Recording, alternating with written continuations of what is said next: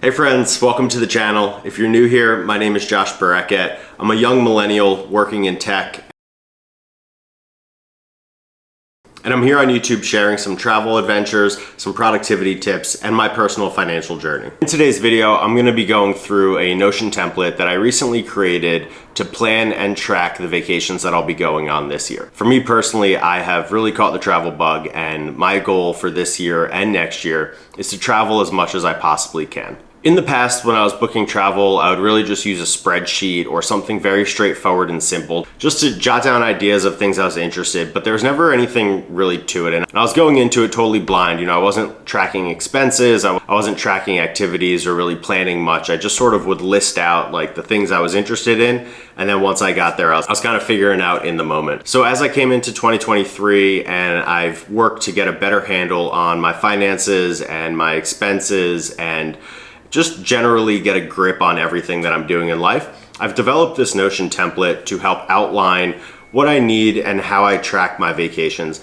And I just used it for a recent trip I took to Banff, Alberta. So I wanted to share it here on YouTube, see if it might be helpful for you, and to give you some ideas of how you can track and plan your vacations moving forward. So here we've got the Notion template that I've put together to both plan and track different vacations that I've gone on and will be going on in 2023. At the top of the template, we've got your standard and high-level vacation things. We've got the cost of the total vacation, the places that you're going to be visiting. We've also got the dates in which you'll be traveling, and then just the general status, whether the vacation is still in idea phase or planning, or if it has been fully booked. Down below that, we have a general to-do list, and this is just where I put everything that I need to do for the trip, whether it's going shopping, whether it's booking certain reservations or events, or even just booking the airline tickets. This is where I'm keeping track of all of my to-dos to get the trip booked. So below the to-do list, we have the shopping list, and this is just for anything that you need to buy for this trip you've got planned. Now, I don't think you always need to go out and buy new things just for the trip, but if it is to a certain destination that requires you to get something, like this past week when we went to Banff, we needed to go out and buy some additional layers because it was going to be super cold there. I needed a new pair of snow pants, some glove liners, just things like that. This is where I tracked all of that. So in this shopping list, we've got the ability to put the name, tag it, whether it's a toiletry, clothing, electronics. You can always add to these tags as well. Put the cost down there, and then also the status of it, whether it's need to buy, if it's been ordered, and then if it's ready to pack. Moving down from the shopping list, we've got the flight details. So this is where I like to put the airline that I'm flying, as well as the confirmation number of my flight. Down below, I've also just got this table that lists the departure airports, departure time, arrival airports, and arrival time. And you can always add some rows to this if you're flying with connections or multiple stops.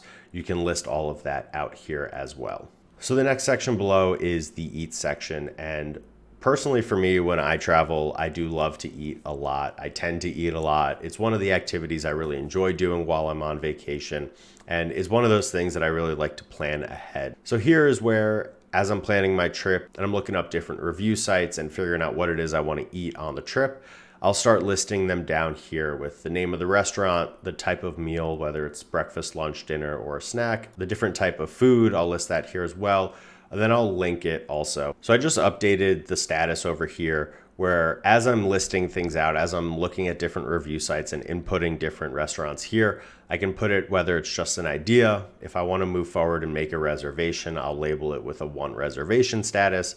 And then once I've gone through and made the reservation, I'll update it to reserved. Now this piece right here, the itinerary, I'm going to skip it for now because this is sort of where everything comes together. So jumping past that, I've got the activities of interest. Now this can include restaurants and food. I like to separate them out. So as I'm going through and I'm looking at different activities that I'm interested in doing in wherever I'm traveling to, I will list them out here with the activity name, the cost associated with them, the link, and I'll update the status, whether it's just exploring the idea, if I'm ready to book the idea. And then if I have gone ahead and I've booked the activity, I'll mark that here. And I'll add any notes necessary for specific details of the activity here as well. Continuing on to the next section, we've got the costs. So this is where I'm tracking every cost that I've incurred for this trip. I'll first put the budget that I have in mind for this trip here. And this is just a number to keep in mind that as you're starting to book activities, as you're thinking about the food and the travel and all the different costs associated with your trip, you can just have a number to compare it to as you go and build out your cost structure. So down below here, I've got, again, the activity names. Once I book them, I'll move them down into the cost section to start tracking those costs.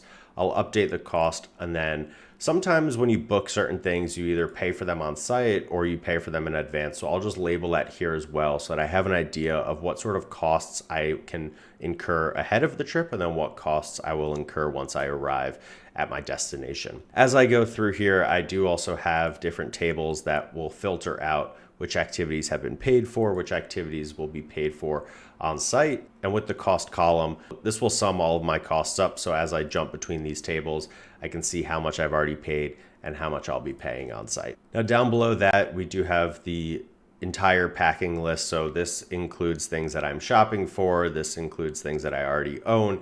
And this is where I'll just list out what I need to put in my suitcase so that when it does come time to pack, I'm not scrambling around trying to figure out exactly what it is I need for this trip. So name of the item, different tags for toiletry, clothing, electronics. I've got the status here where it can be need to buy, ordered, and ready to pack, just like higher up in the template with the shopping list. And then I've got the cost associated with it as well. If I do need to go out and buy new items for this trip, I can track the cost here as well.